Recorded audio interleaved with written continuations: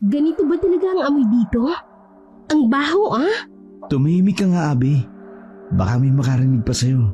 Mapalayas pa tayo nito. Totoo naman ang init-init pa. Bilisan niyo na nga. Kanina pa tayo nakapasok sa lugar na to. Ni isang tao, wala man lang tayong nakakasalubong. Baka ang siesta nila, pasado 2:00 na, no? Ganito talaga ang probinsya, kada sasapit ang hapon. Sumilong na lang kaya tayo dyan sa malaking puno na yan. Kailangan ko na talagang magpahinga. Kung pinasok niyo sana yung sasakyan niyo, hindi ako mapapagod ng ganito. Tis-tis lang muna, babe, ha? Hindi ko naman alam na ganito ko lang yung lalakaran natin eh. Ano pa nga bang magagawa ko? Nandito na tayo. Maalinsangan ang panahon ng datna ng tatlong magkakaibigan ang El Barrios. Isang nayon sa paanan ng sikat na bundok na tinatawag na Puting Bato. Doon nila balak umakyat dahil sikat na sikat itong destinasyon ng mga vloggers. 2:00 ng hapon nang makarating sila sa lugar na yun. May iilang kabahayan, ngunit wala man lang ni isang tao silang nakita. Mainit, umaalingasaw ang hindi matukoy na amoy na nanggagaling mula sa ilalim ng lupa. Napatakip ng panyo ng kanyang ilong ang babaeng kasama nila. Pawang wala namang sa mga kasama niyang lalaki ang amoy na yun dahil hindi man sila nagtakip o nagreklamo sa amoy. Naiinitang nagbaybay si Abby ng kanyang daladalang karton na napulot niya lang sa daan kanina. Kasama niya ang kanyang boyfriend na si Phil. Ang kaibigan nilang si Luis, mga vloggers ang mga ito. Siya naman ay napilitan na lamang sumama sa kanila. Nagpalingalinga na muna ang tatlo sa ilalim ng malaking puno na siyang itinuro ni Abby. Maya-maya pa'y may dalagang dumaan. Pasan ang sako ng kahoy sa kanyang ulo. Siniko ni Luis ang kanyang katabi na si Phil at itinuro ang nakita niyang babae. Sa wakas, may nakita na rin tayong tao. Magtanong kaya tayo? Mabuti pa nga, para makaakyat tayo ng maaga sa bundok. Nilapitan ng dalawang binata ang nakita nilang babaeng dumaan. Hindi kalayuan sa pinagpahinga nilang puno. Si Abby naman, nagmamadaling tumayo sa kinauupuan niya. Teka lang, hintayin niyo ako. Bilisan mo na kasi dyan, bagal-bagal eh. Sorry hindi niyo kasi ako sinabihan na aalis na tayo. Magtatanong lang naman tayo dyan sa babae, babe. Agad namang nakalapit ang tatlo sa babae. Tinawag nila ito, pero hindi sila nito pinansin. Kung kaya, kinublit siya ni Abby na siya namang ikinagulat nito. Dahil sa gulat, nahulog ang pasan niyang sako na may lamang kahoy. Ay sus Mariosep, bakit po? Tutulungan na kita dyan, miss. Pasensya ka na sa kasama ko Minsan kasi may sira ang ulo niyan. Kasalanan ko bang bingi siya? Abby, Bakit? magbabangayan na sana ang dalawa nang pumagit na si Phil.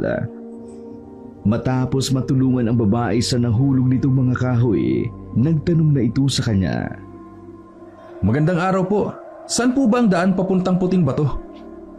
Nag-alangan pa ang mukha nang napagtanungan nilang babae. Napakamot ito sa ulo. At saka binuhat ang sako ng kahoy sa kanyang bewang. Naglakad ito nang hindi pa sila sinagot. Sinundan na lamang nila ang babae na mabilis na naglakad. Napailing si Abby at maarting sinenyasan ang kasama.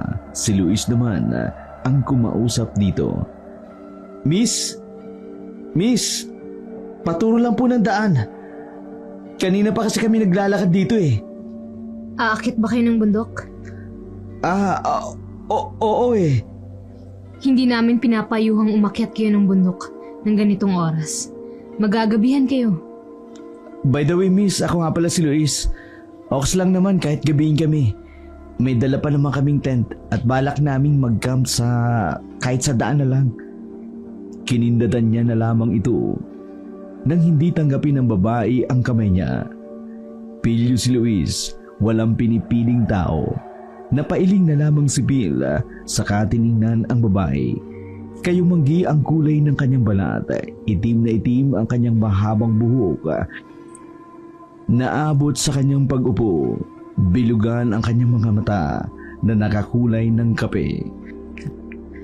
Hindi siya gaanong katangkaran, matatawag siyang pitid na tipong-tipo ni Luis sa babae. Ganun ba? Dumaan muna kayo sa bahay ng namamahala sa nayon. Kailangan niyo muna magpaalam at iwan ang mga pangalan niyo. Kailangan kasi yun para malaman namin kung sino-sino ang aakyat at bababa. Halina kayo. Sumama naman sila sa babae. Makalipas ang ilang minutong paglalakad, may nadaanan silang mga kabahayan.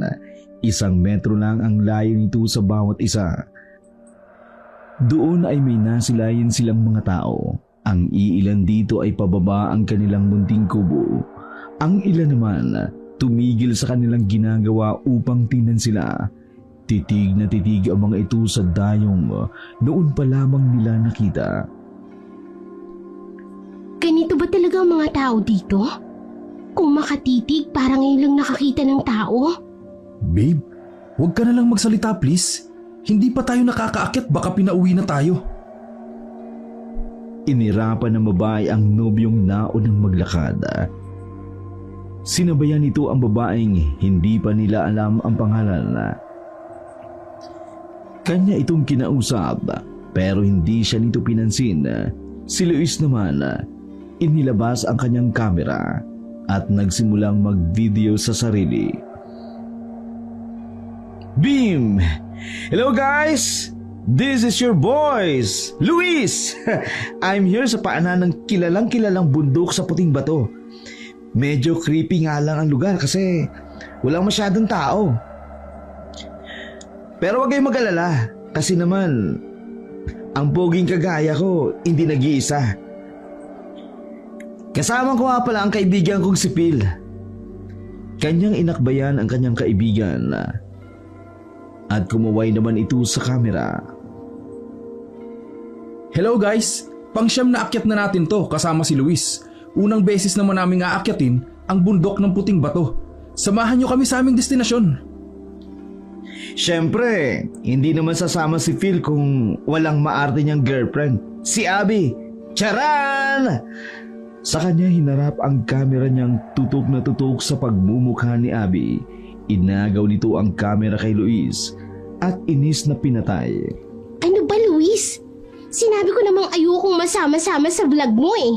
Nag-usap na tayo. Sasamahan ko lang kayo at Whatever, Abby. May pinagtataguan ka ba? pinagsasasabi mo. Hindi niyo isinasa publiko ang relasyon niyo ni Phil? Tsaka hindi nagpapakita sa vlog? Kahit kasama ka namin? Ayoko lang pinagkakakitaan yung pagmumukha ko, no? Masyadong mahal to. Sus, mga dahilan mo. Huwag mo nga akong kausapin. Nababad trip lang ako sa'yo. Natigil ang pagbabangayan nilang dalawa nang tumigil sa isang malaking bahay. Ito ang pinakamalaking bahay sa lugar na yun. Gawa ito sa kawayan. Pero mahalata ang pagiging moderno nito. Merong malaking balkonahe. Kasya ang maraming tao. Sarado ang bahay. Ngunit dire-diretsong pumasok ang kasama nilang babae na hindi nagpakilala. Nagkatinginan ang dalawa. Lumingon si Abby sa kanyang likuran nang mapansing wala ang nobyo nito sa kanyang likuran. Maya-maya pa pawis na pawis itong tumakbo papunta sa kanila. Babe, saan ka nang galing? Bakit pa bigla kang nawala, pre? May kinausap lang akong babae dun sa unahan. Nagtanong-tanong na rin ako tungkol sa bundok na aakitin natin. Nasaan na pala yung kasama nating babae? Pumasok na sa loob, pre. Akala nga namin nasa likod lang natin eh. Tara na, pasok na lang tayo sa loob. Pumasok na nga sila sa bakod at umakyat sa balkonahe kung nasaan ang malaking pintuan. Kumatok muna mga ito ng 3 beses saka dumiretsyong pumasok. Naabutan nilang may kausap ang babaeng kasama nila na isang lalaking halos kaidaran lang nila. Tiningnan na lamang sila nito saka dumiretso sa pintuan ng kusina. Maupo na muna kayo. Nasa likod daw si Tatay Ferdy may ginagawa. Papunta na yun dito. Ako nga pala si Lena. Anak ako ni Tatay Ferdy na siyang tagapamahala sa lugar na ito. Nagpakilala na ako kanina. Ako si Luis. Oo, naalala ko. Siya naman si Phil. At ang babae naman ay si Annie, di ba? Paano mo nalaman ang pangalan ko, Lena? Manghuhula ka, no? Hindi. Narinig ko lang kanina habang nag-uusap kayo. Bingi ka siguro. It's Abby, not Annie. Lena. Kasi Ani, Abby. Matawa-tawang nang aasar si Luis sa kaibigan. Si Phil naman, inilibot ang paningin sa kabuuan ng bahay. May malawak na espasyo nito sa loob. Sa dingding naman, may iba't ibang uri ng itak ang nakasabit.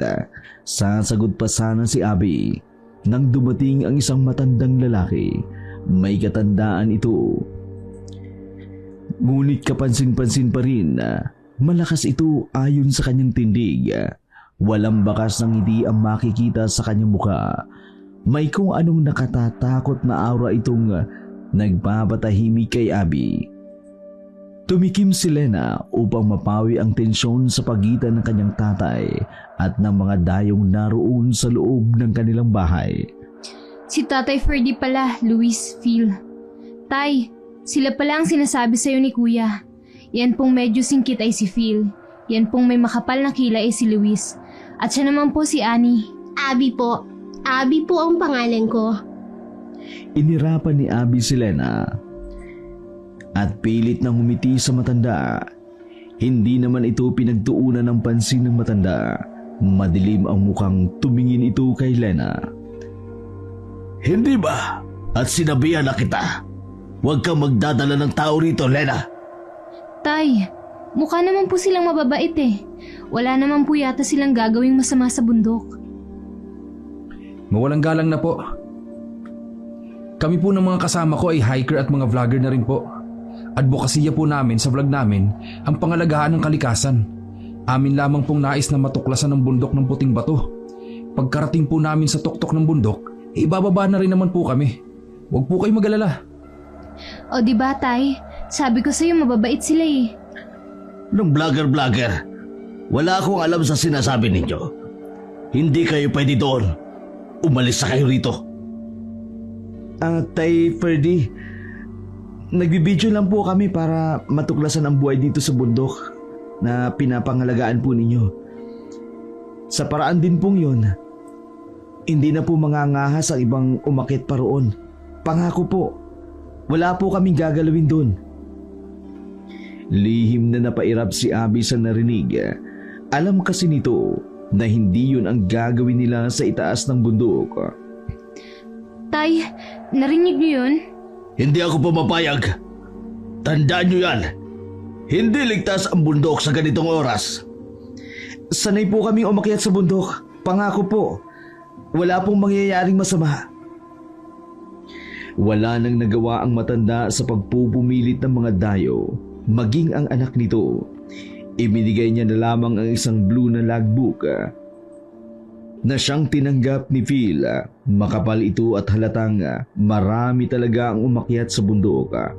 Pagkatapos magsulat si Phil ng kanyang pangalan, ipinasa niya na ang logbook kay Luis. At kanya namang iniabot kay Abby. Ibinigay ni Abby ang logbook sa matanda. Matapos niyang isulat ang kanyang pangalan, namataan niya ang isang pamilyar na pangalan na nakasulat doon. Naramdaman nito ang magaspang na kamay ng matanda na masasabi mong batak na batak sa trabaho. Nandidiring pinunasan ni Abby ang kanyang kamay. Napailing na lamang si Luis nang makita niya ito. Ito ang bili ko sa inyo.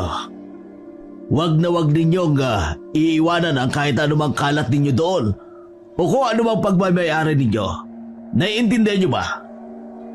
Siniko ni Luis si Abby, bago-bagot na bagot sa gilid at nag-cross sa braso nito. Iritang ginantihan nito si Luis. Opo, Makakaasa po kayong hindi iiwan ni Luis yung brief niya doon. Si Abby lang naman po ang burara sa amin. Titiyakin ko po. Hindi niya maiiwan ang sarili niya doon. Ako pa ha? Kung mawala ka doon, hindi kita hahanapin. Luis, pare, nakakahiya oh. Hindi pa tayo nakakaalis. Nagbabangayan na kaagad kayo sa harapan nila tatay. Bakit hindi mo pagsabihan yung girlfriend mo, pre? Ikaw naman ang nauna ha? Nananahimik ako dito oh. Babe, please, tama na yan. Pasensya na ho talaga kayo, Tay Ferdy. Lena, Isa pa, ang ginagawa niyo rito sa ibaba, hindi niyo maaaring gawin sa itaas. Tahimik kayong lahat sa pag-akyat. Tahimik kayong bababa. 3 kayong aakyat. Sana'y 3 rin kayong makikita ko dito sa ibaba. Isinawalang bahala na lamang nila ang huling salitang ibinili ng matanda. Ibinigay nito ang lumang mapa ng bundok at kapansin-pansin ang kakaibang hugis ng bundok na pawang hinati ng ilog ang 2 magkabilang panig. Bago sila makaalis ng lugar na yun, may ibinulong sila na kay Abby na siyang ikinakunot ng noo nito. Sa likod ng bahay nila Tatay Ferdy, may daanan papunta sa taas ng bundok. May maliit itong burol na siyang aakyatin ng 3 upang makapunta mismo sa bundok na nais nilang puntahan. Maayos na nagpaalam ang 3. Kumaway si Lena. At tahimik na nakatingin na lamang si Tatay Ferdy sa kanila. Mataas at matarik ang daang tinatahak nila. Pero nasanay na mga itong umakyat sa ganong klaseng lugar. Maliban na lamang kay Abby na panay ang reklamo. Magpahinga na muna tayo. Nakakapagod. babe, hindi pa tayo nangangalhati sa bundok. Nasa paanan pa tayo. Kailangan nating makakalhati bago dumilim. 4:00 na oh. Kahit 2 minuto lang. Please, hindi na kaya ng paa ko. Sabi ko na kasi sa'yo, pre. Huwag mo nang isama yung maarte mong girlfriend. Excuse me lang, Luisa. Nandito ako oh, may tinga ako. Naririnig kita. Alam mo namang espesyal sa amin ang hiking na to, pare. Ay, so na. Ako na magdadala ng backpack mo. Madam, akin na madam. Matapos nyo dyan, umakyat na kayo ha. Mauna na ako. Salamat, pare. Taho na lamang ang isinagot ni Luis. Nauna na itong umakyat sa kanila. Naiwan naman ang magdobyo sa ilalim ng malaking punong kahoy. Nasa tuktok na sila ng burol. Ngunit paanan pa lang ito ng mismong bundok na kanilang aakyatin. Babe, ito oh, tubig. Minom ka muna. Aakit na tayo maya-maya. Babe, sorry kung panireklamo ako ah. Parang ako pa yata ang dahilan kung bakit natagalan ng pag-akyat natin. Sana hindi ka pa nagsasawa sa ugali ko. Ano ka ba, babe? Tanggap kita kahit gaano ka pa kaarte. Napag-usapan na natin to, di ba? Minahal kita sa kung ano ka. Thank you, babe. I love you. I love you too. Akyat na tayo? Sige, tara na. Inalalayan ni Phil ang nobya niyang makatayo at tinulungang magbagbag sa mga duming nakadikit sa leggings nitong suot. Malamig ang hanging dumampi sa kanilang mga balat nang tuluyan na silang makapasok sa bundok. May mga naglalaki ang puno na siglo-siglo na ang tanda sa bukana nito. Naabutan nilang nagvi-video si Luis sa dala nitong kamera. Ang bag naman ni Abby nasa paanan ni Luis na nadumihan na. Luis, pare. Kanina pa ba kayo? Kararating lang namin. Sana kung nagpresenta kang magdala ng bag ko, maayos mo namang ibaba, di ba? Hindi yung basta-basta mo ilalapag. Ang dumi na tuloy. Pasalamat ka pa nga, dinala ko pa yung bag mo. Arte na ito. Ang sabi ni Tatay Ferdy, tahimik lang daw tayong aakit ng bundok. Kaya kayong dalawa, iwas-iwasan niyo muna ang isa't isa, pwede? Walang nagawa ang dalawa nang sawayin ito ni Phil. Bago naging magkasintahan si Phil at Abby, Magkaibigan na nga ang mga ito sa college. 4 sila dati, pero namatay ang isang kaibigan nilang si June dahil sa insidente. Kung kaya, 3 na lamang silang natira ngayon.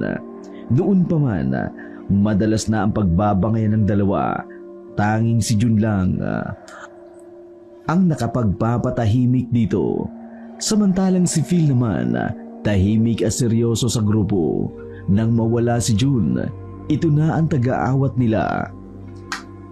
May kanya-kanya silang ginagawa habang dahan-dahang umaakyat sa bundok. Tahimik ang 2 lalaki na parang ayaw maistorbo sa kung anumang nagpapahinga sa paanan ng bundok. Nagvi-video gamit ang cellphone ni Luis, samantalang nagsusulat naman si Phil sa kanyang notebook. Kapansin-pansin naman ang pananahimik ni Abby habang nakatingin sa daanan paakyat sa bundok. Napansin ito ni Luis kung kaya't itinuro niya ito kay Phil. Nilapitan siya ni Phil at niyakap mula sa likuran na siya namang ikinagulat ni Abby. Malambing niya itong kinausap habang nakayapos pa rin sa bewang nito. May problema ba? Wala naman. Sorry kung nagalit ka nung pinagsabihan ko kayo ni Luis. Para din naman sa kaligtasan niyo yun eh. Hindi naman sa ganon. May iniisip lang ako.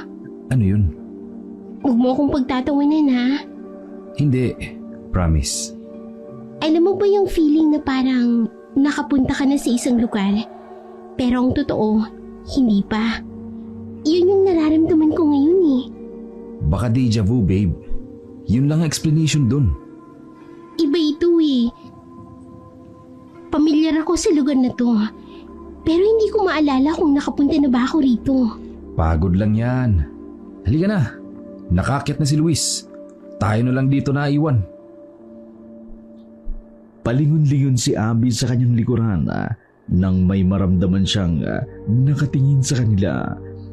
Hindi malang ito napansin ng kanyang nobyo. Pilit niyang isinasawalang bahala ang nararamdaman niya.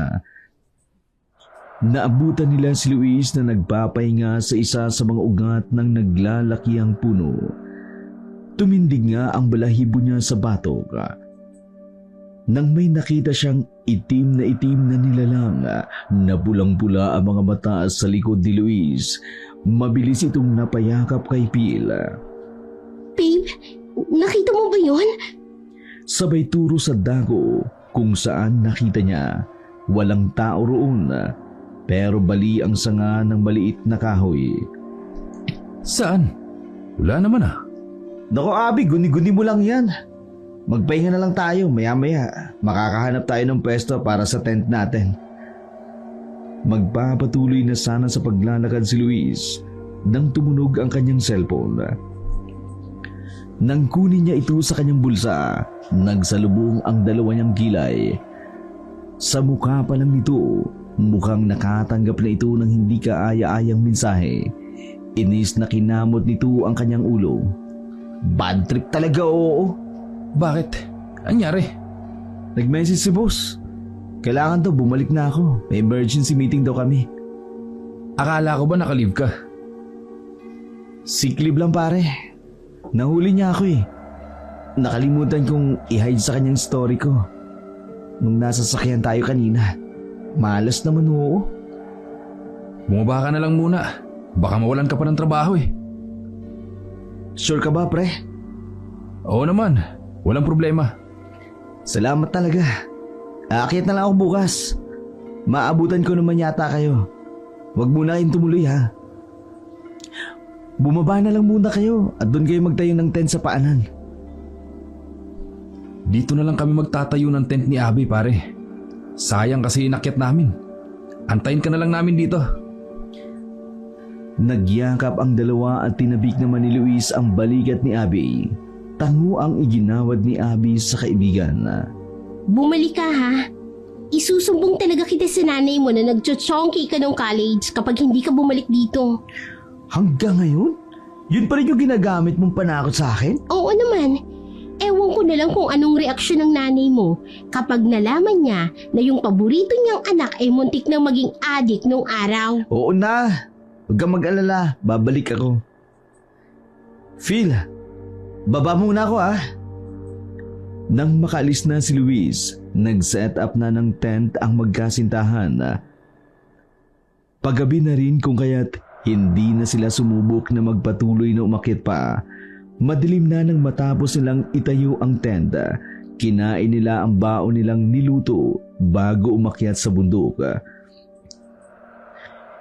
Busy si Phil sa pag-i-edit ng video nila sa labas ng tent habang si Abby naman nakikinig ng music sa AirPods nito habang nakahiga. Hindi niya namamalayan na nakatulog na pala ito sa pakikinig ng music. Umalis na kayo sa lugar nito. Hindi kayo taga rito. Mapanganib. Alis! Alis! Umalis na kayo! Napabalikwa si Abby. Pawis na pawis ito. Habol niya ang kanyang hiningang napaupo sa loob ng tent. Panaginip lang pala. Kinuha niya ang cellphone niya na nasa gilid ng kanyang bag.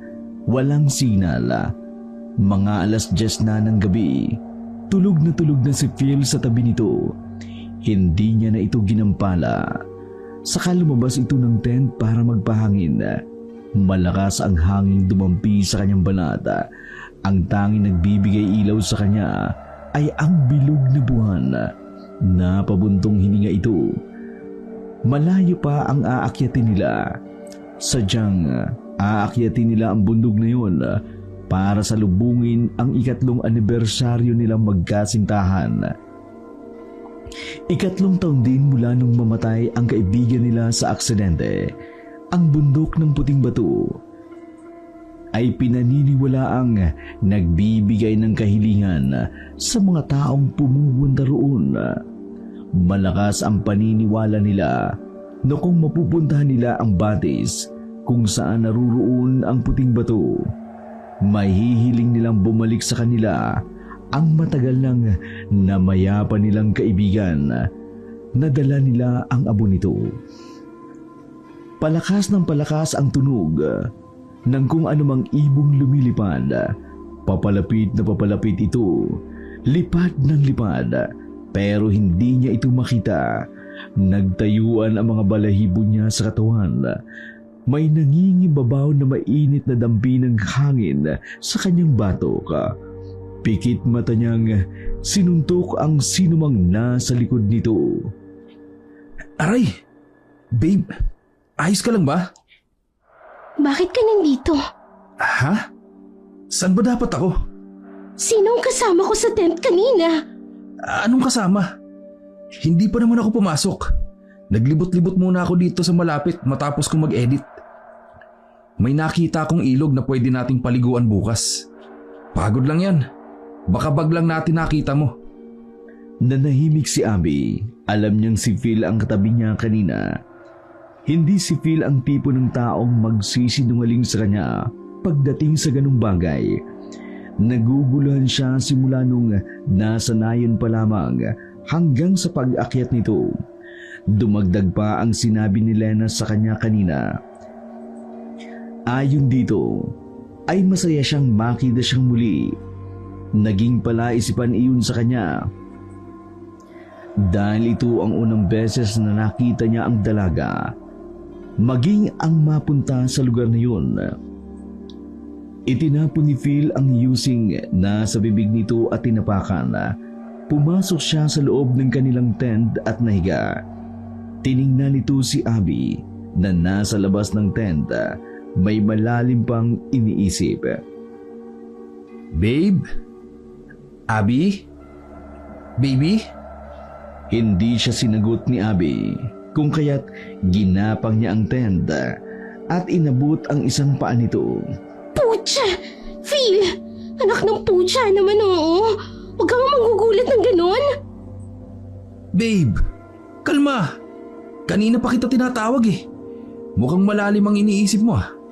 Kanina pa yan. Magpahinga ka na. Matulog ka na nga riyan. Magpapahangin muna ako rito. Papasok ako maya-maya. Sigurado ka? Okay ka lang talaga? Oo, matulog ka na. Magsisindi na sana ng sigarilyo si Abby nang mapansin niyang may gumagalaw sa di kalayuan ng tent nila. Hindi nito alam kung ano ang nagbibigay sa kanya ng lakas ng loob upang lapitan ito. Nang makalapit na siya, ay nilalang na may pulang mata ang sumalubong sa kanya. Hindi ito nakagalaw sa kanyang kinatatayuan. Titig na titig ang nilalang na yun sa kanya. Lumabas ang kanyang pangil at ang kanyang mahabang kuko ay sumenyas na gigilitan niya ang kanyang leeg.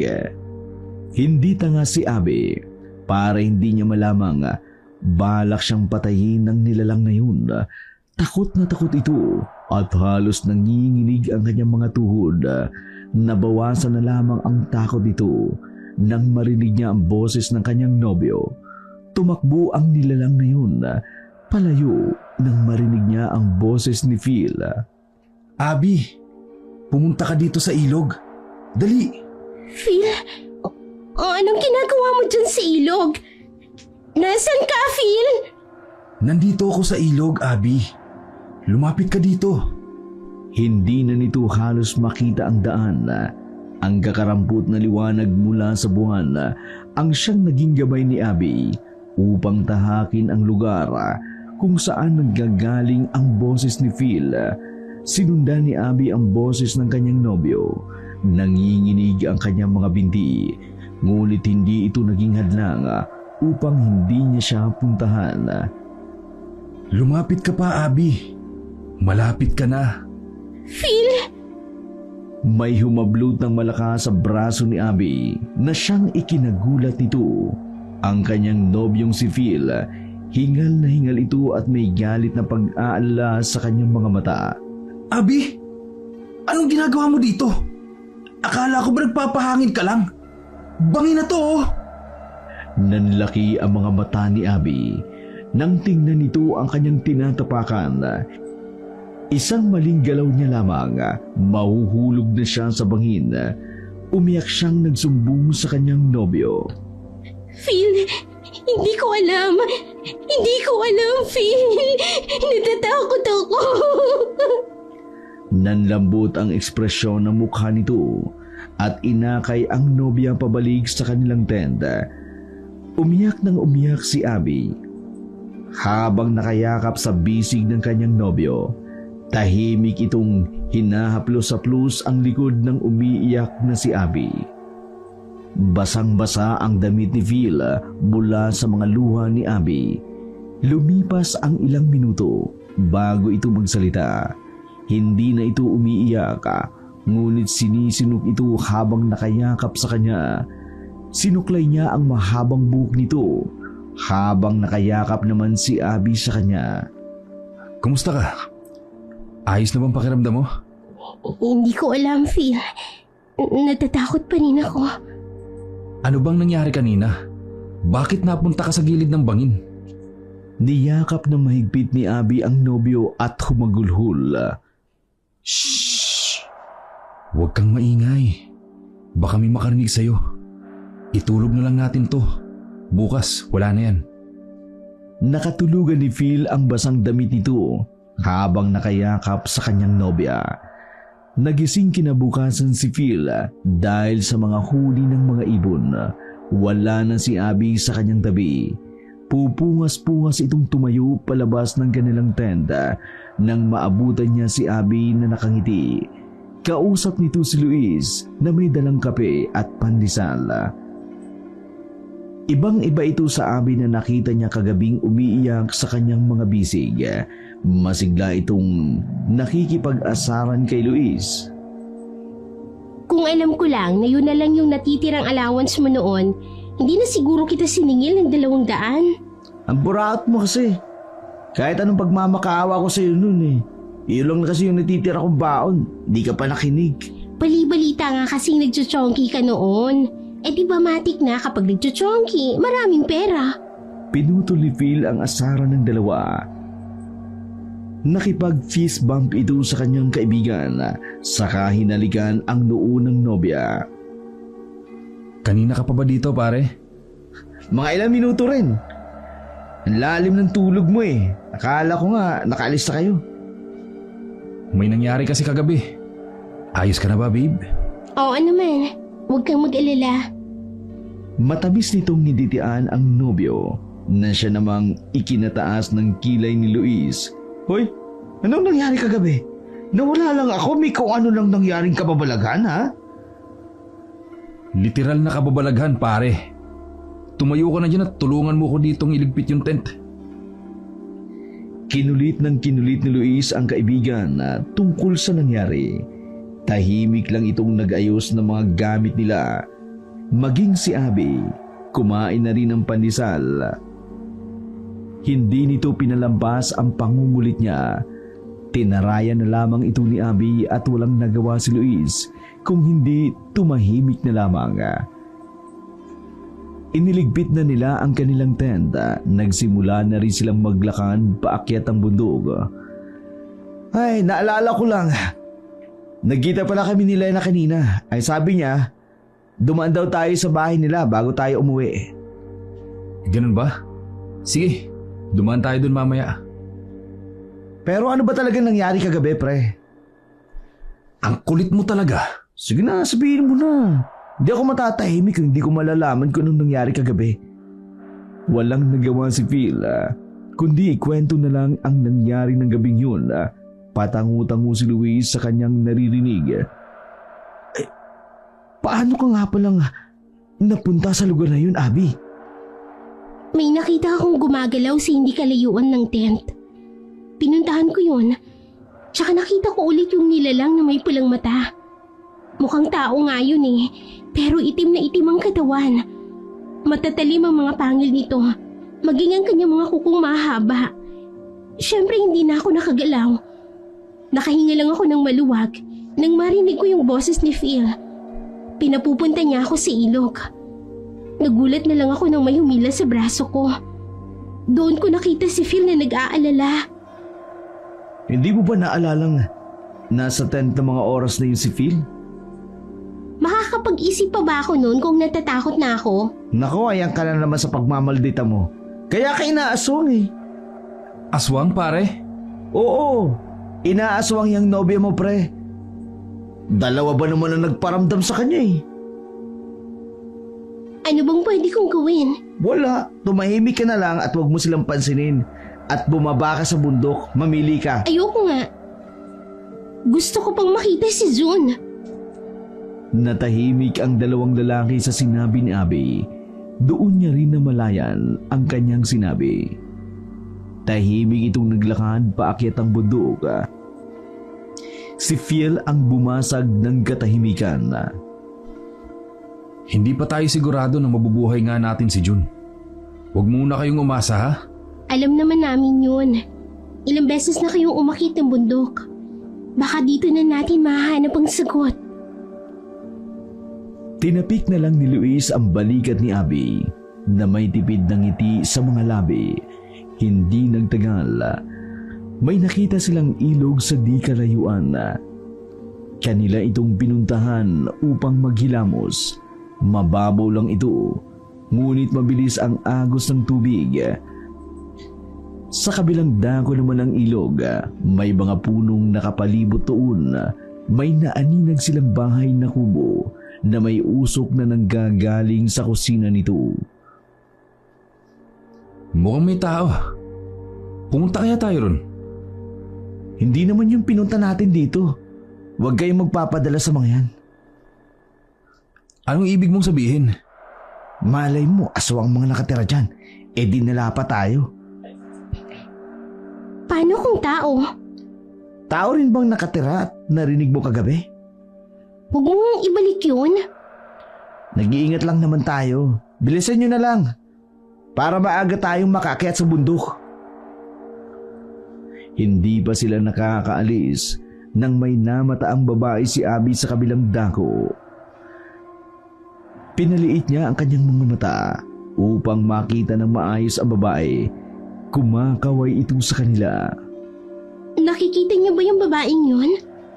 Huwag mo na nga pansinin. Mga aswang yan, Abby. Hindi aswang yun. Si Lena yun. Si Lena nga, pre. Ano namang ginagawa niya rito?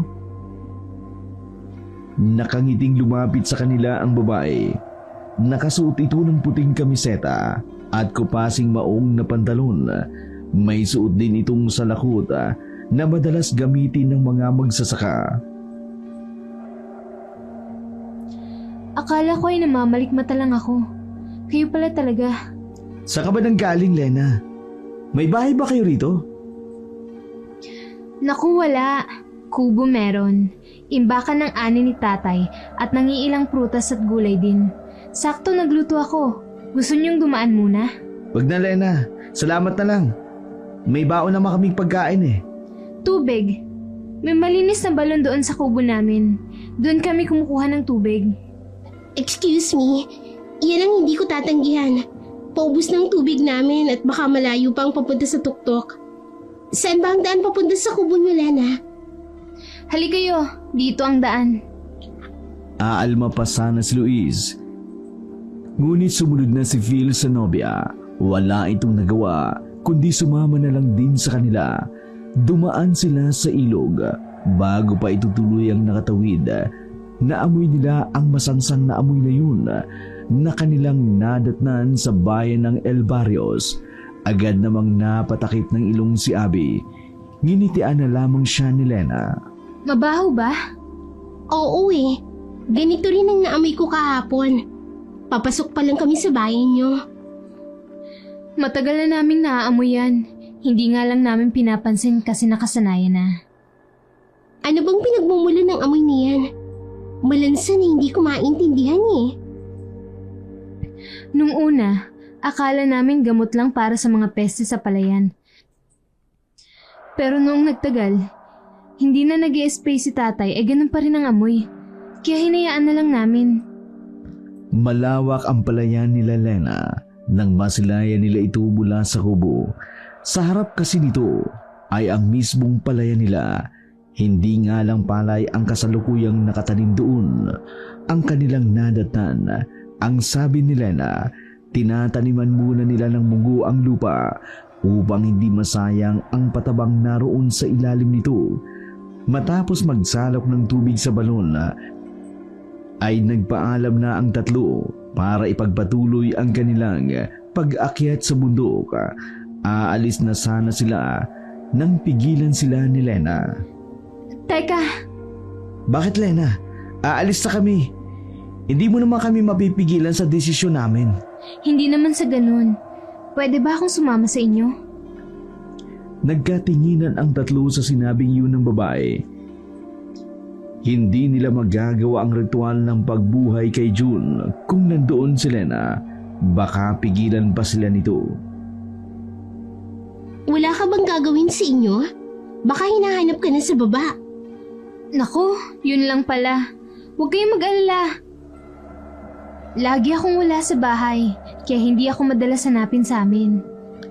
Hindi ka ba natatakot na sumama sa amin? Hindi mo naman kami kilala at baka ano pang gawin namin sa'yo.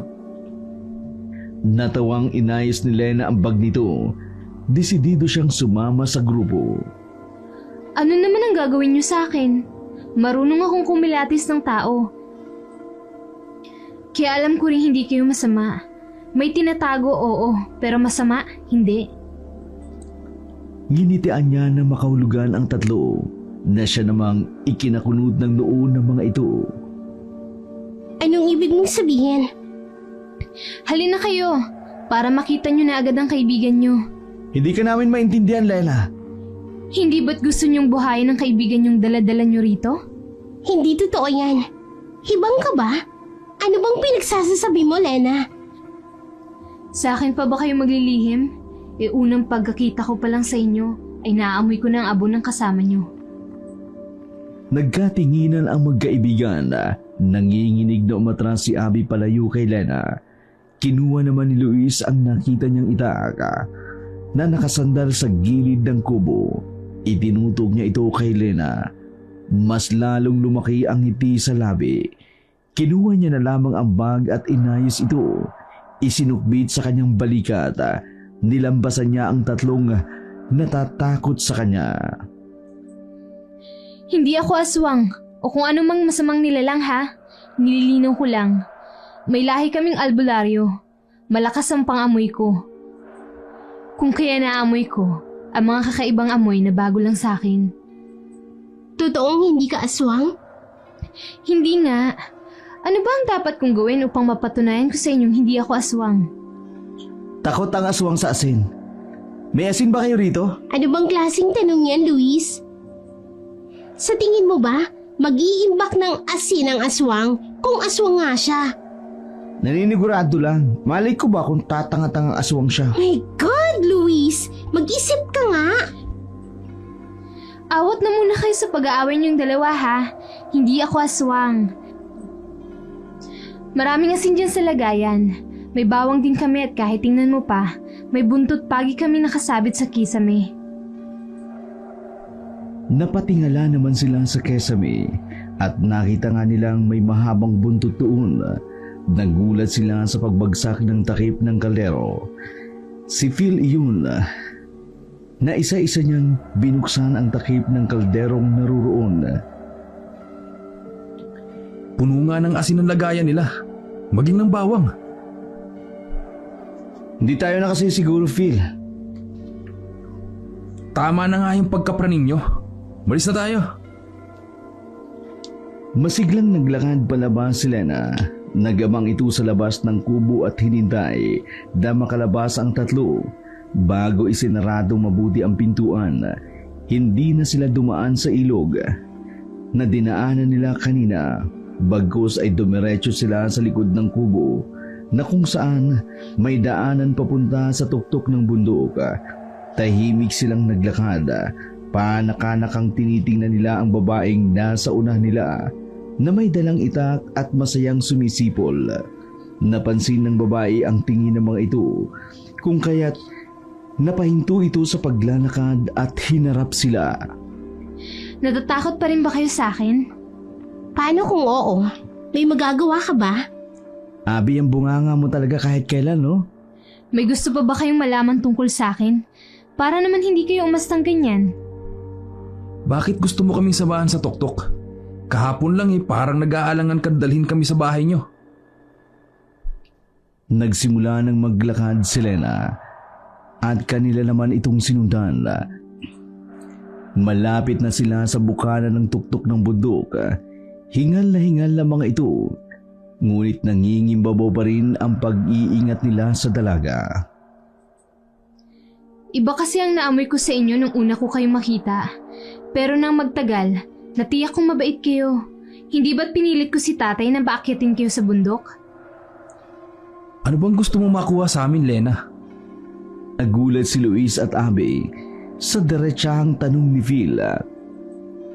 Maging si Lena ay nagulat din, ngunit agad siyang nakabawi at nakangiting sinagot si Phil. Gusto kong tulungan kayo sa ritual na gagawin nyo. Pinagbabawalan ako ni tatay na gawin ang mga ritual na mahigpit na hindi pinapagawa sa aming mga bagong silang na albularyo. Isa na rito ang bumuhay ng patay. Dahil ayon kay tatay, kahit kailan ay wala kaming kapangyarihang bumuhay ng matagal nang namayapa. Bawal naman pala eh. Bakit mo pa rin gagawin? Kung pagbabawalan ko ba kayo sa plano nyo, hindi nyo ba itutuloy? Siyempre hindi. Matagal na namin itong plano. O diba? Maiintindihan nyo rin ako. Bilang isang hindi paganap na albularyo, ay gusto kong makaranas ng kahit isang ritual man lang. Kaya magtulungan tayo para makuha natin ang gusto natin, okay? Nakarating na sila sa pinakatuktok ng bundok. Kitang-kita nila ang mga kabahayan sa ilalim nito, maging ang mahabang ilog. At kalapit lang ng bundok na ito, binuksan ni Luis ang dala nitong kamera at nagsimulang mag-video sa tanawin na nasa harapan nila. Maging si Phil, inilabas ang kanyang dalang cellphone at kumuha na rin ng iilang litrato. Hello guys! This is Luis at ikalawang araw namin sa bundok na ito. Medyo natagalan nga kami sa pag-akyat dahil tumigil kami dito at nag-camp para magpalipas ng gabi. Mag-aalas 4 na kasi. Bago kami makaakyat ng bundok, eto nga palang tanawin sa itaas Sila nga pala ang kasama kong umakyat. Si Phil, si Lena, siya ang tour guide namin, at si Abby, ang maarting girlfriend ni Phil na ayaw magpakita sa camera. Saan pala ang puting bato rito na nakita namin sa paanan ng bundok? Yang tinatapakan niyo mismo, ang siyang puting bato. May daanan ba sa mismong puting bato? Oo naman. Halika kayo! Hinawi ni Lena ang halamang nakaharang sa gilid ng bangin. Doon ay nakita nila ang matarik na hagdan na nakaukit pababa na gawa sa mga bato. Naunang bumaba si Lena na ang tanging gabay nito ay ang baging ng halaman. Sumunod si Phil habang inaalalayan si Abby pababa. Nang makababa na silang tatlo, sa kanila napansin ang malaking puting bato na nakadikit sa bundok. Ang kanilang tinatapakan ang siyang puting bato rin. Sa gilid ng malaking puting bato, may kuweba silang napansin. Ibinaba ni Lena ang kanyang mga dalang gamit at gumuhit ng malaking bilog sa puting bato gamit ang itim na pulbos. Sa gitna naman ng malaking bilog, ginuhitan niya ito ng isang malaking bituin. Nagsindi ito ng dala niyang kandila matapos niyang mag-usal ng dasal. Inilahad niya ang kanyang mga kamay kay Abby. Naguguluhang tinanong niya ito. Ano? Ang abo ng kaibigan niyo. Bakit ko naman ibibigay sa'yo? Ang sabi mo sa amin, sa batis ng puting bato gaganapin ang ritual. Hindi dito. Dito ginaganap ang ritual. Sa labas ng kuwebang yan ang batis na tinutukoy mo. Paano naman ako makakasigurong totoo ngayong sinasabi mo? Baka mawala pa sa amin ang abo ng kaibigan namin. Wala man lang matira na alaala niya kahit isa. Wala na tayong oras, Abby. Malapit nang mag-alas 3. Maglalabasan na ang mga nilalang na namamahinga sa bundok. Hindi na natin ito magagawa ulit. Kung hindi pa ito matuloy ngayong araw. Ibigay mo na, Abby. Alang-alang sa pagkabuhay ni June. Walang nagawa si Abby kundi ibigay ang ornong may laman ng abo ni June. Nang mailagay ni Lena ang abo sa mga nakapatong-patong na bato, biglang lumakas ang hangin. Malakas na binasa nito ang mga salitang nakalagay sa lumang libro na dala niya. Ang mga ibon ay nagsipagliparan. Ang mga uwak naman ay pabilog na lumipad sa bilog na iginuwit ni Lena. Maingay at malakas ang huni nito. Napatakip ng tenga ang tatlo dahil sa ingay. Nanginginig si Lena habang ginagawa ang ritual sa loob ng bilog na kanyang iginuhit. Nawala ng malay ang tatlo. Matapos ng may kung anong malakas na hangin ang humigop sa kanilang lakas. Nagising na lamang sila nang makita nila ang papalubog na araw. Ang kandilang ginamit ni Lena ay patay na. Nakahiga ito sa malaking bilog habang habol ang kanyang hininga. Pawis na tiningnan sila. Gising na pala kayo. Nasaan si June? Hindi ganoon kadali ang inakala niyong ritual na ito. Matuto kayong maghintay.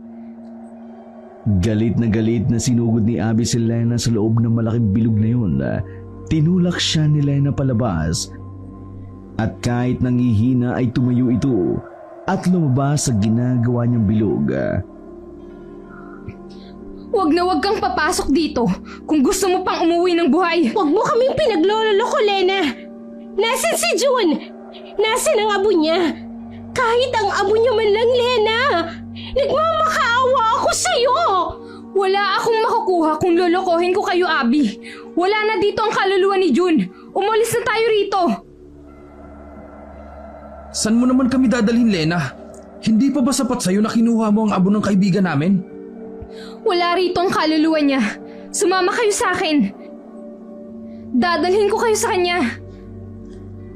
Niligbit ni Lena ang mga naggalat na gamit nito na ginamit niya sa kanyang ritual. Mahinang naglakad ito papasok sa loob ng isang kuweba. Madilim ito. Kung kaya't binuksan niya ang dalang flashlight, sumunod ang tatlo at binuksan ang flashlight ng dala nilang cellphone. May tubig ang kanilang tinatapakang bato sa loob ng kuweba. Maririnig din sa di kalayuan ang tunog ng malakas na agos ng tubig. Nangihinang napaluhod si Lena. Siya namang inalalayan ni Luis. Lena, ayos ka lang? Kailangan mo bang magpahinga? Hindi na kailangan, Luis. Dapat na magmadali tayo. Wala nang araw. Mapanganib bumaba ng bundok. Nang makalabas na sila sa kuweba na yun, ay ang mataas na bato kung saan dumadaloy ang tubig sa batis ang bumungad sa kanila. Doon umaagos ang tubig na nagmumula sa loob ng kuweba. Bumaba si Lena, hinablot ang kamay ni Phil. Kanya itong sinugatan at ipinatak ang dugo sa dumadaloy na tubig ng batis. Nagulat ang tatlo sa ginawa ni Lena. Agad namang binawi ni Phil ang kamay nitong dumudugo. Lena, ano ginagawa mo? Inalay ko lang ang dugo mo para mabuhay ang kaibigan nyo. Wala man lang tanong-tanong, Lena. Diretso hablo talaga? Kaya mo bang ibigay ang dugo mo? Aba oo naman. Alang-alang sa kaibigan namin. Masyadong malansa ang dugo mo. Baka iba pa ang matawag natin. Bumaba na tayo! Sundan niyo ako! Nagdadalawang isip pa ang tatlo kung susunod ba sila sa babaeng iyon. Hindi na sila nagtitiwala rito. Pero wala silang pagpipilian kundi sundan na lamang ito hanggang sa makababa sila. Dagdag na rin upang makita nila ang kanilang matagal nang hinihintay na kaibigan. Hinayaan nilang maunang bumaba ng bundok ang babae. Nagpaiwan sila at nag-usap. Ayos ka lang ba, babe? Ayos lang, babe. Hindi naman malalim ang sugat. Maganda nga yan si Lena pero wala akong tiwala dyan. Wala na tayong magagawa. Nandito na tayo. Kailangan natin tapusin to. Teka, naamoy niyo ba yun? Nahahawa ka na rin ba sa baliw na yun, Luis? Hindi Totoo, naamoy niyo ba yun? Amoy usok. Ano naman? Kung may usok, syempre may tao. Sundan natin para makahingi tayo ng tulong. Ikaw tong pumipigil sa amin kanina na huwag pumunta sa lugar na hindi nakaplano. Ngayon, ikaw tong mag-aaya. Mas mabuting tayo na maghanap ng daan natin, pabalik, kaysa sumunod tayo sa Lena na to. Sigurado ka ba dito, pre? Tara na! Nagkatinginan na lamang ang magkasintahan na nag-aalangan habang sumusunod kay Luis. Tumawid sila sa batis at sinundan ang makapal na usok sa kalangitan. Hindi nagtagal, nakarinig sila ng boses ng babaeng masayang nag-uusap sa gitna ng malaking apoy. Pre, halika rito! Parang may mga hikers dito sa kabila. Magtanong tayo sa kanila. Makijoin din tayo sa bonfire nila. Baka pwede tayong makisabay pababa. Guys, iba ang pakiramdam ko dito Mamaya na kayang inarte mo. Sigurado ako dito. Halika na. Dito na lang ako. Balikan nyo na lang ako kung tao nga ang mangyan. Bahala ka nga. Ikaw, par. Sige, mauna ka na. Sunod na lang ako. Kausapin ko lang itong si Abby. Nayayamot na tumingin si Luis sa babae. Sa isip nito, sobra-sobra na ang pag-iinarte niya. Hindi na kaya ng pasensya niya ang magtimpi pa rito. Nawala ang kunot noo niya nang masilayan ang magpapamilyang masayang nag-uusap. 4 na babae ito. Isang lalaking may edad na. Tumigil ang pag-uusap nila nang maramdaman ang presensya ni Luis. Magandang gabi ho. Ako si Luis. Pwede po bang makisabay sa inyo pababa? Medyo nawawala po kasi kami. Nagkatinginan na makahulugan ang mga babae. Ang matandang lalaki naman ay titig sa kanya. Walang reaksyon ang mababaka sa mukha nito. Ang matandang ginang ang unang tumayo at malaking ngiti ang ginawad kay Luis. Bakit ka nag-iisa? Ikaw lang ba ang umakyat sa bundok? Opo, ako lang po. Balak ni Luis na bumaba mag-isa kung hindi pa susunod sa kanya ang dalawang kaibigan nito. Sa tingin niya, kaya naman nilang bumaba kahit silang dalawa lamang. Sanay na si Phil sa pag-akyat sa bundok, kaya kampante si Luis na makabababa ang mga ito. Pagod na siya sa pagbabangayan nila ni Abby, maging nang walang katapusang reklamo nito. Gusto mo bang sumama sa amin? Oo. Halika rito. Maupo ka sa katabi ni Marcos. Opo. Hindi na mamalaya ni Luis na naging sunod-sunuran na ito sa babae. Lumapit ang mga dalagang anak nito sa kanya at inabot ang karne. Naguguluhang tiningnan na lamang ito ni Luis. Hinila ng isang dalaga ang buhok nito at ipinabuka sa bibig ni Luis. Kainin mo yan, Luis, para makasama ka sa amin. Nagulat si Abby sa kanyang nakita. Susundan na sana nila ang kaibigan nang makaramdam ito ng kakaiba. Tama nga si Luis, may mga tao roon at marami sila. Napatakip ito ng ilong. Nang maamoy ang parehong mabahong amoy na umaalingasaw na nadatnan nila sa nayon. Hindi kalayuan sa batis, may naaninag siyang puting tela. Nang masinagan ito ng ilaw na nanggagaling sa buwan, nakita niya ang pamilyar na mukha na iyon. Si Mike, ang dati niyang nobyo. Ito ang nakita niyang pangalan sa logbook, ngunit ang mas nakagugulat ay ang kalunos-lunos na sinabi nito. Napawi ang ngiti ni Phil nang lapitan siya ng nanginginig na si Abby. Abby, takbo! Huwag kang maingay! Takbo na! Takbo! Tiningnan niya ang dako kung saan nakatingin si Phil.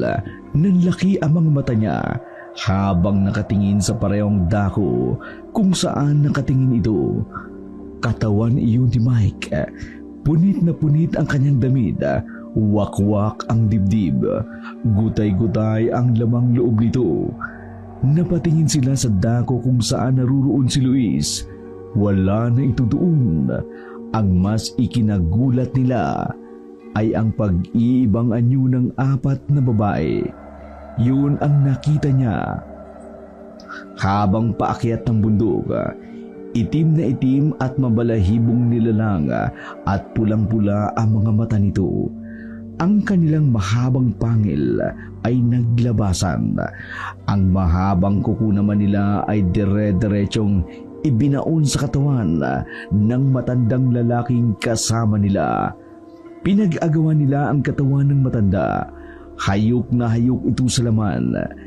Hindi sila hikers o nag-camp at nag-bonfire sa gubat. Mga aswang ito. Pinagpiyesta nila ang katawan na yun. Takot na tumakbo ang magkasintahan.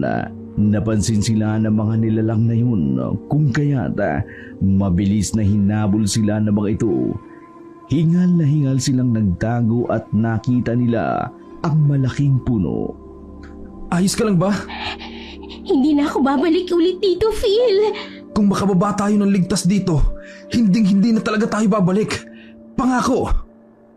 Hinabol nila ang kanilang hininga habang nakatanaw sa papalayong mga aswang. May kung anong malakas na hangin ang dumampi sa kanilang mga balat. Nakarinig sila ng boses ng lalaki. Si Luis iyon. Abby! Phil! Nasaan na kayo? Phil, si Luis yun. Boses ni Luis yun. Ligtas si Luis! Hindi tayo nakakasigurong si Luis yun. Naalala mo bang may gumaya rin sa boses ko na muntik ka nang mapahamak? Kaibigan natin yun, Phil. Makinig ka naman sa akin. Umiyak na tumayo si Abby mula sa kanyang pinagtataguan. Nilingon niya ang lugar kung saan naruroon ang boses ni Luis. Walang Luis itong nakita. bagkus ay anyo ng isang maitim na nilalang na may nanlilisik na mga mata at may kasamang itim na ibon na bumungad sa kanya. Diyan ka lang pala nagtatago. Biglang dumating si Lena na nagsaboy ng langi sa aswang.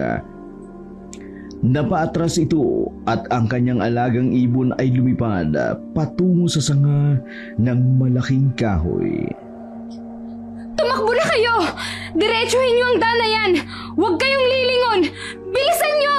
Susunod ako! Lena! Tara na, babe! Maras na hinablot ni Phil ang kamay ng nobya. Hindi pa sila nakalalayo. Lumingon na si Abby dahil sa pag-aalala kay Lena. Nakikipaglaban ito sa nilalang na yun gamit ang kanyang itak at langis. Walang kalaban-laban ang aswang sa lakas ni Lena. Matapos mapatay ang nilalang na yun, nag-ingay na din ang itim na ibon na kasama nito sa loob ng gubat. Masyadong maingay ito, kaya napatigil sila upang magtakip ng tenga. Nakahabol sa kanila si Lena at marahas silang itinulak. Tumakbo na kayo! Bilisan niyo habang wala pa rito ang mga kasama niya! Bilis! Halos madapa si Abby sa pagtakbo. Kung hindi pa nakaalalay si Phil dito, ay baka mabuwal na ito pababa ng bundok. Nakarating sila sa burol kung saan sila pumasok ng unang araw nila. Habol ang hiningang sininghala ni Lena ang dalawa.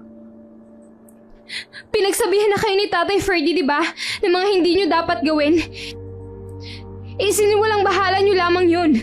Hindi kasama sa mga sinabi niya na bawal tumawid sa ilog. Hindi tao ang mga yun, Lena! Ano ba yun, ha? Iba't ibang uri ng mga aswang ang mga yun. Ang nakita mong itim na nilalang ay mandarangkal kung tawagin. Ito ay nangaakit ng kalalakihan para gawing biktima. Ang isa namang gumagaya ng boses ay ikik. Alaga ito ng mandarangkal. Uri rin ng aswang na lumilipad na mukhang uwak o itim na ibon. Ikaw, Lena, ano ka? Aswang ka rin ba kagaya nila? Nasabi ko na kung ano ako, Abby. Hindi kita pinipilit na maniwala. Pwede na ba tayong bumaba ng burol? Pagod na tayo pareho sa lahat na nangyari. Pwede ba magpahinga na tayo? Dumiretso na tayo sa bahay. Kanina pa naghihintay si Tatay. Inalalayan ni Phil ang nanglalambot na dalaga pababa ng burol. Tangan-tangan ni Abby ang cellphone niyang palobat na. Nang tingnan nito ang oras, mag-aalas 11 na ng gabi. Hindi nito akalain na ganun katagal ang kanilang pakikipagpatentero sa mga nilalang na yun. Galit na galit ang nakaabang na matandang lalaki sa paanan ng kanilang bahay. Matalim ang kanyang tingin sa 3 kabababa lamang ng bundok. Tay, mano po? Hindi ba't sinabi ko sa inyo? Huwag kayong magdadala ng tao rito, Lena. Anong ginawa mo, ha? Sinuway mo ko. Sinuway mo ang batas ng mga albularyo. Tay, mamaya na po yung pangaral niyo sa loob ng bahay. Gamutin niyo po muna sila. Nasaan ang isa? Bakit dalawa lang ang bumalik dito? Naiwan po siya sa taas. Nagkahiwalay silang 3. Yan na nga bang sinasabi ko eh. Hindi ba't ipinagbilinan ko sa inyo na dapat 3 kayong bababa ng bundok? Tama niyan, Tay. Pagpahingahin mo muna sila. Avi, Phil, umakyat na kayo sa taas. Ako nang bahala rito. Dahan-dahang umakyat si Abby at Phil sa hagdan ng bahay. May iilang tao na nasa balkonay ng bahay na yun. May mga hawak silang itak at bundot pagi. Matalim ang titig ng mga ito sa kanila. Bago pa tuluyang makapasok sila sa loob ng bahay, ay narinig na nila ang pagtatalo ng mag-ama sa labas ng bahay. Tama ba ang ginawa natin, babe? Hindi natin naibalik si June. Si Luis na iwan sa bundok. Hindi natin alam kung buhay pa ba siya o wakwak na din ang katawan katulad ni Mike. Babe, natatakot ako. Magdasal ka, babe. Malalampasan din natin to. Babalik din sila. Sino ang babalik? Ang binuhay yung matagal nang nakahimlay? O ang bihag ng mga gabunan? Naputol ang pag-uusap nilang dalawa nang pumasok ang matandang lalaki. Kasunod nito si Lena na hinubad ang kanyang suot na salakot at itak na nakatali sa kanyang bewang. Gabunan, Itay. Hindi ba't mandarang ka lang mga yon? Hindi sasama ang mga ik-ik sa mas mahina sa kanila. Ang gabunan ang isa sa pinakamalakas na uri ng mga aswang. May napatay akong isa sa kanila, Itay. Kung ganon, nasa panganib ang buhay ng biyag nila. Ibig po bang sabihin, buhay pa si Luis? Sa mga oras na ito, tiyak kong alam na nilang namatay ang isa sa mga kasama nila. Hindi ko masasabing nasa maayos siyang kalagayan ngayon. Ano po bang pwede namin gawin upang mailigtas ang kaibigan namin?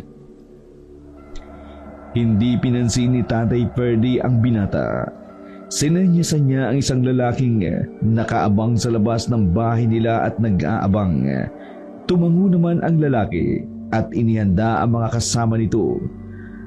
Susubukan naming iligtas ang kaibigan nyo. Dito lamang kayo ha. Huwag kayong aalis ang bahay na ito. Sasama po ako. Kaya ko pong lumaban. Bigyan niyo lang po ako ng sandata. Kung yan ang gusto mo, sige, Lela, ikaw na muna ang bahala sa babaeng yan. Hindi napigilan ni Abby ang nobyo sa desisyon nito. Hindi na rin siya nagpumilit pang sumama. Ayaw niyang maging sagabal sa pag-akyat nila sa bundok. Umalis ang matanda kasama si Phil. Sa likod nila ay ang mga kalalakihang may dalang matalas na itak at sulo. Naiwang nakasunod ng tingin si Abby sa papalayong likod ng kanyang nobyo. Nag-aalala ito sa kaligtasan ng nobyo. Ayos ka lang ba? Hindi ko alam. Nag-aalala ako sa kalagayan ni Phil, maging ni Luis. Mabuting nakabalik ka na sa El Barrios, Annie. Abby ang pangalan ko, hindi Annie. Hindi mo ba talaga kami naaalala, Annie? Hindi. Ngayon lang ako nakapunta rito. Nagkakamali ka. Dito ka na lumaki. Ikaw lang ang nag-iisang nakaalis sa lugar na to. Ikaw lang ang nakapag-aral sa labas. Masayang-masaya akong nakabalik ka na. Hindi ko alam ang sinasabi mo, Lena. Huwag mong guluhin ang isip ko. Kaya mo ba dinala ang abo ng kaibigan nyo? Dahil alam mo ang kwento ng bundok? Hindi napigilan ni Abby ang mapaiyak. Niyakap niya si Lena ng mahigpit. Hindi ko alam. Ang gusto ko lang ay buhay na makabalik si Phil at si Luis. Kung maaari si June na rin. Maghintay na muna tayo kila Tatay Ferdy. Sana'y makabalik silang ligtas. 3:00 na ng umaga nang makarinig sila ng sunod-sunod na ingay mula sa mga ikiik. Nagtilian ito na parang nasasaktan. Hindi naman nagtagal, bumalik na ang mga sugatang kalalakihan na nagligtas kay Luis. Namataan niya si Luis na may malaking sugat sa dibdib at akay ni Tatay Ferdy. Hindi nito nakita ang kanyang nobyo. Nanghihina siyang nilapitan si Tatay Ferdy. Si Phil po. Nasaan ang boyfriend ko? Nasaan si Phil, Tay? Sumagot ka! Dapat hindi nyo na binuhay ang matagal ng patay. Kasalanan nyo ito. Dali nyo ang binatang ito sa loob ng aking bahay. Gagamutin ko ang sugat niya. Kinuha naman ng dalawang lalaki ang walang masyadong sugat na si Luis. Dahan-dahan itong binuhat paakyat ng bahay. Umiiyak na napalood si Abby sa harapan ng matanda. Tay, si Phil po. Nilabas siya ng taong binuhay ninyo. Hindi na siya tao. Matagal nang wala ang taong yun. Akala niya ay makikilala siya ng binatang yun. Ngunit naging ang malalhig ito. Wala kaming nagawa upang iligtas siya. Itong bag na lamang ang tanging natira sa kanya. Hindi po totoo yan. Buhay pa po si Phil. Tay, huwag kayong magsisinungaling Mahal na mahal ko pong taong yun. Tama na, Annie. Wala na si Phil. Tama na. Tulala lamang si Abing nakatanaw sa bundok. Wala itong lakas para kumain man lang. Iniisip niyang kasalanan niya ang nangyari. Kung hindi niya dinala ang mga ito sa El Barrios, hindi sana mangyayari iyon sa mga kaibigan niya. Hindi niya akalaing si Phil ang kukunin sa kanya. Ang nag-iisang pinagkukunan niya ng lakas ay wala na. Ang tanging nais lamang nila ay mabuhay si June. Abby? Nasaan si Phil? Bakit ikaw lang mag-isa dito? Abby! Tulala siyang napatingin kay Luis. Hindi niya namamalayang umaga na pala. Sumikat na ang araw. Hindi niya maalala kung paano siya napunta sa balkonahin ng bahay. Maraming tao sa paligid niya. Malaki ang ngiti ni Luis sa kanya. Iba ang suot niyang damit. Ang mga sugat nito ay nakabenda. Si Tatay Ferdy ang may dalang itak. Na madilim ang tingin kay Abby. Nag-aalalang tumingin sa kanya si Lena, maging ang ibang taong naruroon. Grabe, ang dami pala talagang ligaw na hayop sa bundok. Mabuti na lang, hindi ka na paano. Napaismid si Abby sa narinig. Sigurado siyang binura ni Tatay Ferdy ang alaala ni Luis sa mga aswang. Tumayo na ito nang kinuha ang bag nila. Maraming salamat po sa tulong ninyo. Aalis na po kami. Pero, Pinigilan ng matanda si Lena na makalapit pa kay Abby. Mag-iingat kayo sa paroroonan nyo. Dalhin nyo itong medalyon upang maging proteksyon nyo sa kung ano bang masamang nilalang ng dilim. Maraming salamat po. Luis, umuwi na tayo. Pero si Phil, Hindi siya sasama sa atin. Tara na. nalilito man ay wala nang nagawa si Luis kung di sumunod kay Abby. Ipinarada nito ang sasakyan na hindi kalayuan sa bahay nila Lena. Kung kaya ay madali lang nila itong pinuntahan. Sumakay na si Abby sa passenger seat. Kaya mo bang mag-drive? Oo naman. Hindi naman malalim ang sugat ko. Bakit pala hindi sumama pababa si Phil? Hindi niya ito sinagot. Nangihina siya sa lahat ng nangyari. Isinandal niya ang ulo sa headrest ng sasakyan. Ipinagkibit balikat niya na lamang ito at pinaandar ang sasakyan. Napatingin si Abby sa nakaawang na compartment ng sasakyan. Kinuha niya ang notebook na naroon. Notebook iyon ni Phil. Nasa loob ng notebook ang picture nilang dalawa na nakadikit at may nakasulat sa kada pahina noon. Tuluyan ang napahagulhol si Abby. Sa pag-alis ng kanilang sasakyan ay ang pag-iwan ni Abby ng masakit na alaalang yun. Hindi na siya lumingon pa sa lugar na yun. Maging ang pangalang Annie ay iniwan niya na sa lugar na yun. Ilang taon na ang nakalilipas nang mangyari iyon. Maayos na ang buhay ni Abby. Si Luis naman ay may sarili ng pamilya. Huli na nito nang malaman ang nangyari kay Phil. Nasaktan ito ngunit tinanggap na lamang niya ang nangyari. At hindi na naisipan pang gawin uli ang ritual ng pagkabuhay. Tinanggap na lamang nito ang lahat. Mas lalong tumibay ang kanilang samahan bilang magkakaibigan sa kabila ng unos na nangyari sa kanilang buhay. Sabi ko sa iyo, Phil yung anak mo na lalaki Kung ano-ano kasing tinuturo mo eh. Mabuting asa lang tinuturo ko, no? Mag-asawa ka na rin kaya? Sigurado ako yun gusto ni Phil para sa'yo. Magmamadre ako, Luis. Nasamid si Luis sa iniinom nitong juice na dinala sa kanya ng kanyang asawa. Huwag kang magbiro ng ganyan. Napaka-arte mo, hindi ka pwede doon. Ngayon ang huling araw ko dito sa labas. Papasok na ako bukas. Hindi makapaniwalang tiningnan niya si Abby. Seryoso nga ito sa sinasabi niya. Walang nagawa si Luis, kundi suportahan ang kaibigan sa naging desisyon nito. Masayang kumaway si Abby sa kaibigan bago tuluyang umalis. Walang pagsisisi sa kanyang puso. Masaya siya sa landas na pinili niyang tahakin.